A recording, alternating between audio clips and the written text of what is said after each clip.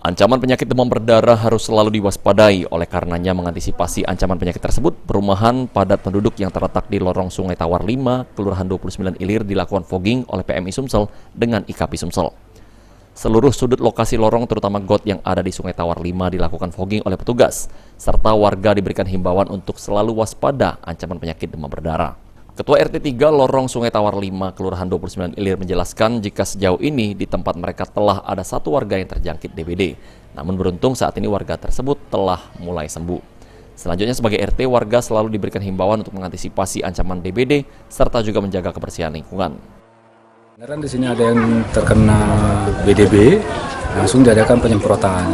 Sudah ada yang terjangkit hanya Pak RT? Sudah ada, tapi sudah sembuh. Sudah ada berapa Pak RT di sini? Satu orang. Satu orang. Sejauh ini kalau dari RT sendiri sudah sering memberikan penyuluhan Pak RT? Sudah sering kami. Kami dari RT dan dari kelurahan selalu memberikan penyuluhan untuk kebersihan lingkungan. Sementara itu, sebagai Ketua IKP Sumsel, Aris Al-Kausar menghimbau warga guna selalu menjaga kesehatan dan lingkungan untuk mengantisipasi demam berdarah. Kebersihan ya, karena sekarang udah musimnya, banyak daerah lain juga terkena DBD. Sekarang masyarakat menjaga kebersihan dan kita juga akan terus bekerjasama dengan PMI Provinsi Sumatera Selatan untuk membantu fogging di daerah-daerah yang dimana terindikasi terdampak DBD. Sejauh ini Dinas Kesehatan Kota Palembang terus mengajak warga guna melakukan pola hidup bersih dan sehat terkait dengan ancaman penyakit DBD. Firman Hidayat, PAL TV.